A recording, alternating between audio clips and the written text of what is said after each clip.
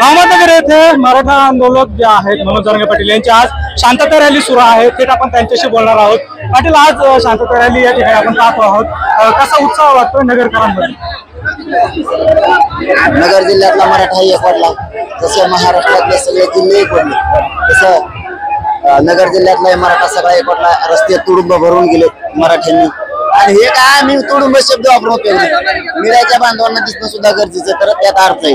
नसता मग गप्पा ठोकण्यात कामाच्या तुफान गर्दी, तुडुंब गर्दी आहे ते आहे. पुढं फुले मागं फुले. मराठ्यांनी पूर्ण रस्ते फुलून गेले. आलोट मराठ्यांची गर्दी झाली. मराठ्यांनी स्वतः परिवर्तन केले. पक्षाचे नेते मोठे केले. पक्ष मोठा केला या नेत्याचा. आता स्वतःची जात आणि मुलं मोठे करायचे हे मराठ्यांनी परिवर्तन केलं. याबद्दल नगर जिल्ह्यातल्या मराठ्यांचा सुद्धा मी मनापासून आभार मानतो आणि त्यांचं कौतुकही करतो की उशिरा का होईना माझा मराठा ताकदीनं या वर्षभरापासून एकजूट झालाय.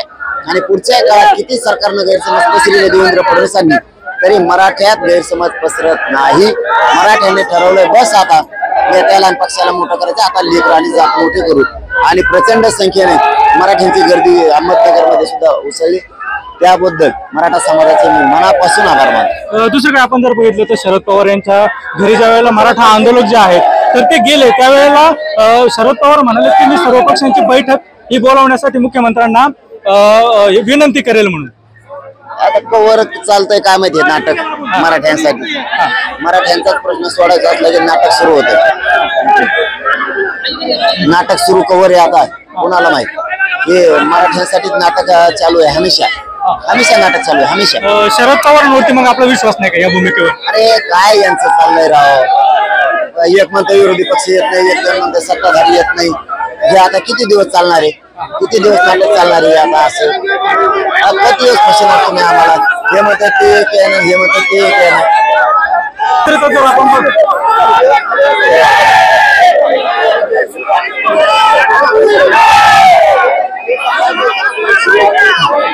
दुसरीकडे आपण जर बघितलं तर छगन भुजबळ म्हणतायत की ओबीसी मध्ये आरक्षण देणं शक्यच नाही किंवा आरक्षणाची जी आहे मर्यादा ती वाढवणं देखील शक्य नाही. काय वाटतं? काय म्हणतात ओबीसीतून शक्य नाही म्हणतं, घरी सगळ्या स्वारीची शक्य नाही म्हणतं, घरीत कुणबी नोंद रद्द करा म्हणतं, घरीत म्हणतं सगळ्या स्वारीची अंमलबजावणी रद्द करा. ते एकदम पागल झालेलं आहे. त्याचं मनावरच घेत नाहीत आम्ही. आम्हाला माहिती आहे आम्ही ओबीसी पूर्वीपासूनच ओबीसी. आम्हाला जाणून बुजून दिलं गेलं नाही. आमचं आरक्षण खाल्लं गेलं. दुसरीकडे ते म्हणतात की निदान 88 मधले 8 जागा तरी जरांगे पाटलांनी निवडून दाखवाव्यात. ते त्याला चांगला माहिती. मी काय करू शकतो चांगला माहिती. आपली पुढची त्यांचं ठरवू दे म्हणा एकदा, मग कळत मराठे काय करतात. दुसरीकडे ते अशी टीका देखील करतायत की शांतता रॅली म्हणतायत, मात्र शांतता न करता प्रत्येक ठिकाणी भडकाऊ भाषण जरांगे पाटील करतात. तुझ्यापेक्षा तर नाही करत, तुझ्या इतकं तर मस्तीवर आल्यासारखं नाही करत. तलवारीची भाषा पुण्यातच केली तो तलवारी घासून पाह. तू ज्यांना ज्यांना पैसे देऊन पुढे आणलंय किंवा आमिष देऊन पुढे आणलंय ते बी कुकऱ्याच्या कोयत्याच्या भाषा करतात. तू हे मारून टाकायच्या धमक्या देतो. मला वाटतं काल परवाही आणखीन काहीतरी शब्द वापरलाय त्यांनी की ओबीसीच्या अंगावर जर कोणी आलं तर काहीतरी आहे. मी आता आम्हाला ऐकायला मिळालं, माझ्या ते लक्षात नाही राहिलं की अंगावर जा म्हणून त्यांच्या. मी जाऊ नका म्हणतो, तो जा म्हणतो.